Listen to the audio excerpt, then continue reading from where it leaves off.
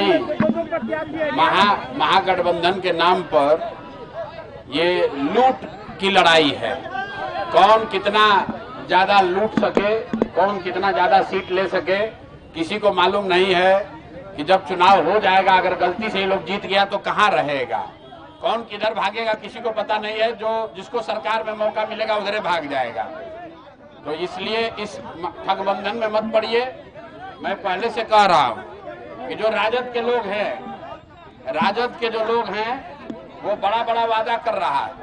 कोई ये नहीं पूछ रहा है कि भाई 15 साल तक आपके माँ बाप यहाँ पर मुख्यमंत्री थे, राजद की सरकार थी, तो बिहार का इतना दुर्दशा क्यों किया, इतना चोरी किया कि आदमी के बाद तो छोड़िए जानवर का भी चारा खा गया।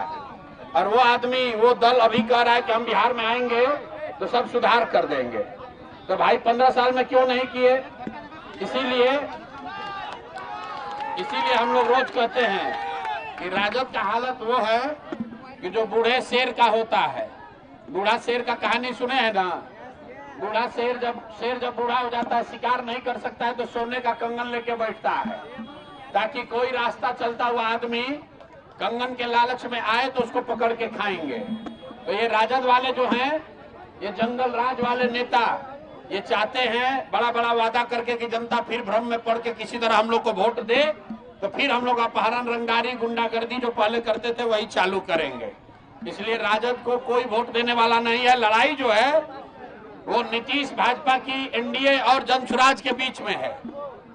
नीतीश भाजपा के भ्रष्टाचार से, इनके नीतियों से जो बिहार के लोगों का नुकसान हुआ है, बिहार के बच्चे जो बाहर जाकर 10-12 हजार रुपए में मजदूरी करने के लिए मजबूर है, उसको बदलने के लिए हर हालत में नीतीश और भाजपा एनडीए को हराइए, नई व्यवस्था जनसुराज की बनाइए, तभी आपके बच्चों के लिए पढ़ाई रोजगार होगा। अन्यथा 30 वर्ष से नीतीश चाचा जैसे चला रहे हैं ऐसे ही चलता रहेगा। अगर गलती इस बार किए तो अगले 5 वर्ष भी भैया रोना मत, फिर मुखिया आपको 2-2.5 हजार रुपया राशन कार्ड में लेगा ही लेगा। इंदिरा आवास बनाने में 20 हजार घूस लगबे करेगा। बिजली का बिल गलत आएगा ही, नकली शराब बिकेगा ही बिकेगा। और आपका बाल बच्चा यहाँ से जाकर गुजरात में, तमिलनाडु में जाकर मजदूरी करेगा। अगर ये स्थिति बदलना है तो नीतीश भाजपा को हटाइए, नई व्यवस्था बनाइए।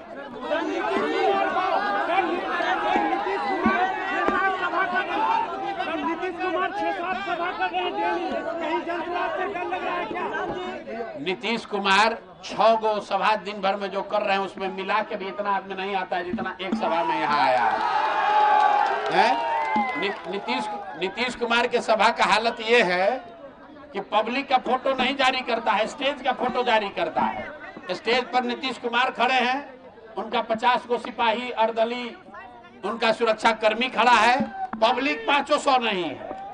पब्लिक ने मन बना लिया है, देखिए हम लोग यहाँ खड़े हैं, यहाँ आए हैं, कोई सुरक्षा नहीं है, हमको कोई डर नहीं है। लेकिन बिहार में कोई ऐसा नेता नहीं है जो बिना सुरक्षा के कहीं चला जाए। कोई मुखिया भी बनता है, 4 गो सिपाही लेकर चलता है। ये प्रशांत किशोर आपके आशीर्वाद से 3 वर्ष से गांव-गांव बिहार में पैदल चले हैं।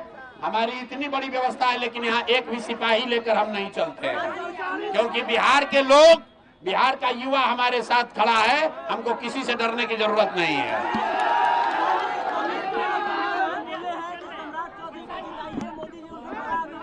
अच्छा, अमित शाह बोले हैं, ये कह रहे हैं कि अमित शाह बोले हैं सम्राट चौधरी को जिताइए।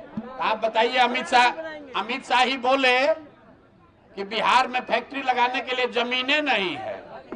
इनका देखिए, इनका सोच क्या है कि बिहार में फैक्ट्री लगाने के लिए जमीन नहीं है और गुजरात में जमीन है, ताकि गुजरात का लड़का बनेगा फैक्ट्री का मालिक, अब बिहार का लड़का जाकर करेगा गुजरात में मजदूरी। तो भैया बिहार के लड़कों को मंजूर है? कई गो अमित शाह आएंगे और जाएंगे, बिहार के लड़के अभी इस बात पर तैयार नहीं है। अभी तक विकल्प नहीं था, इसलिए मजबूरी में इन लोग को वोट देना पड़ता था। अब विकल्प मिल गया है, जनसुराज का विकल्प है। हर हालत में बिहार में नई व्यवस्था बनेगी और जो लड़के गुजरात में, तमिलनाडु में जाकर मजदूरी कर रहे हैं, वही लड़के बिहार वापस आएंगे, फैक्ट्री लगाएंगे भी और चलाएंगे भी।